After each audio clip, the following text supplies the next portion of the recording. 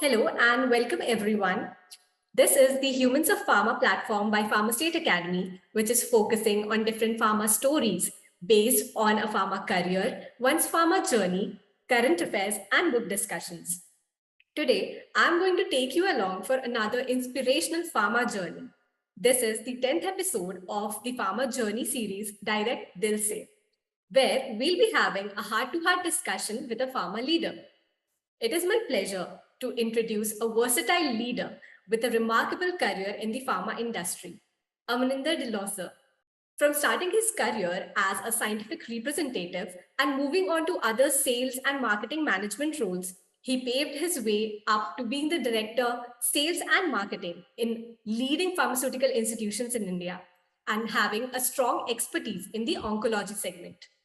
Currently, he is a freelance life sciences and pharma consultant, providing guidance on go-to-market strategy and execution, new launches, P&L management, and so much more. Through the course of his career, Amaninder sir has acquired excellent management skills, analytical skills, attention to details, and ability to cultivate strong relationships. Accomplishment of generating growth, creative ideation, and new product launches. He's also a subject matter expert for the oncology domain, experiential learning of various facets of market size and journey, diagnosis, KOL identification, segmenting, and targeting, and is equals to 1, planning, edification and clinical research, and patient adherence, and much more. His goal is to cultivate a professional image. His go-to mantra for growth and success is persistent effort and dedication. During his leisure time, he crafts scientific blog posts concerning pharmaceuticals and healthcare for the pharma audience. And so many of these have been published in well-regarded pharma daily publications as well. He is the leader to be known for his wittiness, creativity, and intellect. With a fantastic business acumen and collaborative spirit, he is a valuable asset for any team. So thank you so much, Amaninder sir, for joining us here today. Thanks. It's a pleasure. And thanks for the nice introduction and kind words. So we are going to know about Amaninder sir through a series of questions. I'm beginning with the first one. So, sir, how do you think your family and your upbringing have played a part in becoming who you are today? Okay, great. So I come from a family with a defense background. Both my grandparents were class 1 senior officers in Indian Army. My father was a doctor in the Army, and my mother retired as a primary school teacher from a public school. So not only that, most of my uncles and relatives from either side, including that of my wife, are either serving officers or retired now. So qualities like truthful living, organizational skills, perseverance, adaptability, openness to speak up, and never give up attitude are something that I have inherited and pretty much runs in the family blood. Well, it was unfortunate that I lost my father when at the early age of 16. So probably I got more mature and responsible early in my life.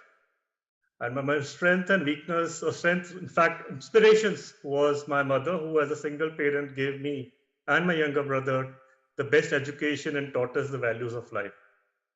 So do-it-yourself attitude, stems from my upbringing, So not to be dependent upon anyone or bow down to the circumstances. And that has helped me in my career, at various facets, at the progression. Indeed, a family plays a very major role in making us who we are. Okay, so sir, we have seen a very creative bent of mind and humor and wittiness in a lot of your content. So I would like to take this opportunity to ask you, has it ever helped you in any way during your college days with your professors and now in any way in your professional life? Can you share a story? Well, a good sense of humor and wittiness is important, both in personal and your professional life. This helps you in building good connections, breaking that ice and networking early. Also, I think people perceive you more approachable and human, and it helps you to build that trust and relationship. And building trust and sustaining relationship is something very valuable attribute for your career, because your peers, your superiors will only provide you with that additional responsibility and opportunity if and only if they trust you. So I see that, as a good strength, probably, which if you have it in your blood, good. If you can, develop it, it's always better, because it helps you in your career and, in networking. And networking is all at this, currently you see network is your net worth is your network. So it really helps you in building that. So creativity, I think it comes from my school days. Was studying in a boys' residential school. So your monkey mind is always working that crazy stuff. And when you're in all boys school, you're not obliged to do things which are very appealing. You have all the freedom, and probably that free mindset, helped me or us to explore our creative minds without any apprehensions. So that hostel jugaad kind of a mindset to get the things easier, faster, still carries on in my professional life. And probably I can just relate it to how it actually impacted me in professional is that, the idea of making those cheat sheets, concise summaries, one pagers to remember lessons or topics, uh, and giving that a structured shape to the concept helped in designing better storyboards when it comes for a visual aid. In fact, also, in a hostel, you used to review the past papers and find out and gain insights about which were the high probability index questions which might come in the exam, which I think again correlates to my current profession, where you get to know the trend and correlation analysis and market projection. So what worked good in the past, how will it work good in the future? So I think it's all from your school times, and then how do you apply them in your professional career? So a few things you still carry on. A wonderful story. Thank you for sharing. Okay, so moving on. So, like, not everyone has the courage to take a career break, to take care of their family and themselves as well. So, would you like to share what were your thoughts when you decided to go for the career break, especially when you were doing so great in your career? So I think the career break was more of a destined, and it probably happened at the most appropriate time. In fact, when the entire world was on a sabbatical for some period. It has changed the way the world thinks and functions, and also probably the way I also think, because it gave me the opportunity to reflect back and prepare myself, for the future. So where everybody was, busy finding ways to somehow continue the business during this COVID times, or the change, I had an opportunity to, view that from a distance, without getting hassled by the fact that I have to also, achieve something, and observe and learn from the change what was happening. So that gave me an opportunity to network with people, to upskill myself, and see how I can, foresee the future and prepare myself for the future. So one thing we all know, COVID propelled digital, and I started reading and following up the discussions. There were so many, webinars which happened on digital and on now with AI, and how it's going to impact the pharma business. And while I was listening to these conversations and discussions, I also started putting my thoughts and perspective from the experience which I had, in my career, and started pressure testing my ideations. Started writing blogs, experimenting that, with myself. If there is an opportunity to, can you create a website on your own, and started sharing with my peers for feedback. And to my surprise, and probably you must have also observed that most of my speculations or ideations which I shared, maybe it was an avatar of a medical rep, or a QR code led applications, started getting practiced, by people. And that again gives me a confidence that, okay, maybe my thought processes, approach are very much aligned for the next best action and the industry approach. So that's how has been my journey. In fact, now the way things are moving in the fast pace of technology, I think sooner or later everybody will be forced to take a sabbatical every couple of years, because it will not be possible for them to practice and learn new skills while they are in 9 to 5 job. It's things are happening at a very fast change. So I think there would be the future where people will take interim breaks to upskill themselves, to understand, to set the sails uh, based on which way the winds are going, and then again, jump back into the mainstream. So I think probably I'm the first generation of that. Sooner or later, you'll find that as a normal thing. People taking it out, taking time out, and trying to judge which way, which skill they still lack it. And now with so much of it happening through artificial intelligence, your competition is with the machines. So it's really pretty hard. And one thing that is very remarkable, sir, even in an adverse condition, you took it as a learning opportunity. So that's a very wonderful message for everyone out there. Thank you, sir. And my next question would be, how is life now as a consultant? Well, it's a transformational mindset change. It has its own flavor of good and bad, and it is still that song of Kismat ki Hawa Kabhi Naram Garam keeps playing at the background as you take it in a stride. It's challenging to begin with because you were not prepared for this, and you had to suddenly deal with it. The uncertainty of work, uncertainty of a revenue stream. There are periods of long follow-up because business to business interaction may take time. There are earning gaps between you, but you need to prepare for that. But at the same time, it's very enriching, because you have a free mindset. You don't have an obligation to work within that operational boundaries.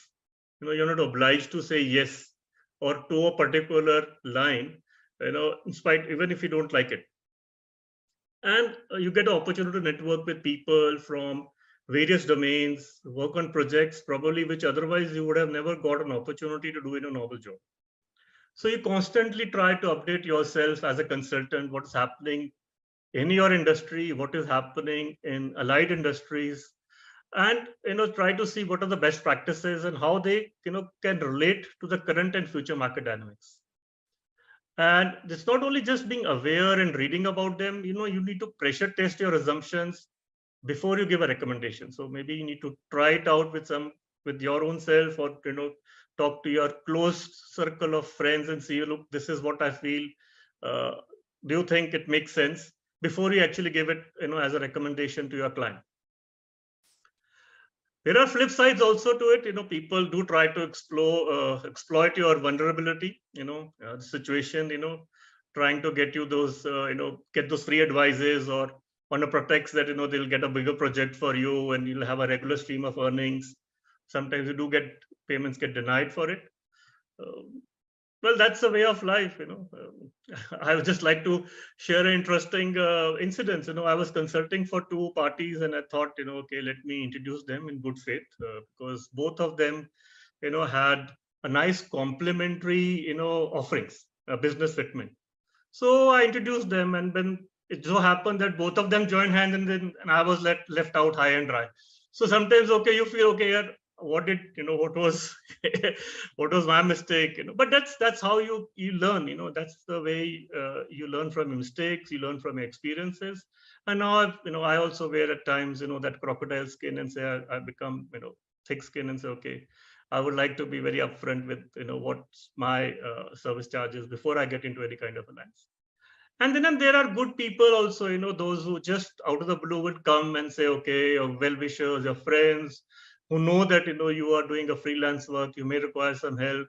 They will refer your name, or make a new introduction for you and get you work. And so many times I get a phone call that I'm reaching out to you, and that person gave me, and I think I have some kind of assignment. Will you be able to help me out? And you oblige. So it's a mix of both, good and bad. Yes, it's a good learning experience, I must say, and I'm enjoying it.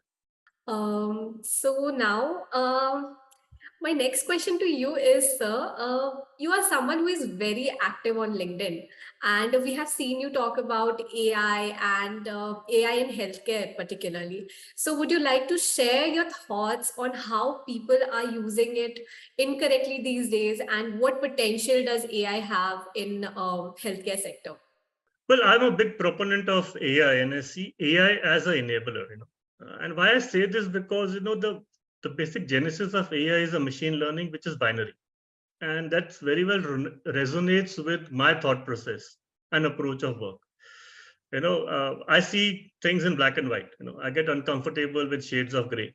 So that suspended mode of decision making and working is something which pisses me off. So and you can use AI only when you have a complete clarity in your thoughts and a foresight at what you expect as an output. So AI is a ghost or a monster, and is as good as you feed it. So most of the time people think, okay, they don't know what they want, but they would expect AI to solve the problem, and that's not the case. You need to define the problem yourself and probably have to solve it via probable solution. So you should have that visibility with you. What AI will do you is that help you select a better way and get to that solution more efficiently. So like a simple case, I'll say, people think, okay, AI will take our jobs, and I had also posted on my LinkedIn post, why don't you see AI as your personal coach? Somebody who can build your presentations, help you with the communication skills, and that's a big enabler for a career. So, and most of the people, when they especially transit from your from sales to marketing and one job function to another, your communication skills becomes very important. And now you have somebody who can guide you virtually 24/7. And so is with organizations also, like, for example, you can use now AI based prompts for your segmenting and targeting, for your marketing initiatives. Otherwise you have to be very subjective and be based on your sales teams that, okay, tell me a list of doctors whom you feel would be the best fit for particular kind of initiative. But now with your AI based contextual mapping and sentiment analysis, you can easily do that, and find, okay, which are those doctors who think would be a best fit. So I see it as an enabler. It will remove inefficiencies and build operational efficiencies. All you need is to have an open mindset. So that's my perspective about artificial intelligence and how it should be used. It will make you a ninja marketeer, because now I'm not dependent upon an agency or a third party or an analytic person to do that. If I know exactly what I want, and there are tools which are available for me, I can design a pamphlet. There's a Canva which I can do it. I don't have to do that back and forth. Okay, I need this color now, I need this font now, I need this to be spaced in this particular manner. I can do it all myself. So same is the case with storyboard writing, data analysis, so on and so forth. You can do with AI. All you have to do is be smart enough to pick up which tool you want and be very clear exactly what you want from that AI. Otherwise, you will be just wasting more time, in just communicating with the AI and not able to get it. So write prompts, when you're chatting, doing a chat GPT is there, what you want the information from that. It's very important. Yes, sir, I couldn't agree more. And as it is rightly said that AI is not going to make you redundant. If you don't know how to use AI, then you are going to be redundant. Definitely, true. Right. Okay, and it goes not only for individual, it goes for organizations, it goes for even your customers. Yes, sir, totally. So, okay, sir. So my next question for you would be, you have worked for so many years in senior management positions in the oncology segment. So would you like to share how did it change your perspective and how did it change you as a person throughout your career, throughout the years? Okay, so oncology, if you see, is a very high value niche market that is relationship driven. So your reputation precedes you. The customers are highly egoistic, well read, and so your approach and narrative makes a lot of difference to them. The persona-based selling, what we call it technically as N=1, is very much relevant and profound in oncology, where each interaction and engagement has to be meaningful and personalized. Now, you just routine, follow-up calls don't make doesn't cut any ice with them. So you need to be, you need to have that mindset that, when you're going to meet a customer, are you going to make any positive impact on him or on his practice? Otherwise, he will not value you. Or if you're going and meeting him, you should have that solution or offering to him. At the same time, I think you also need to have that very human and empathy kind of a personality, because many times you will get direct calls from patients or relatives, and they are who are actually heartbroken, and deal with them emotionally. So you need to balance that humanity and business very finely. So your humility becomes your strength when you're working in oncology.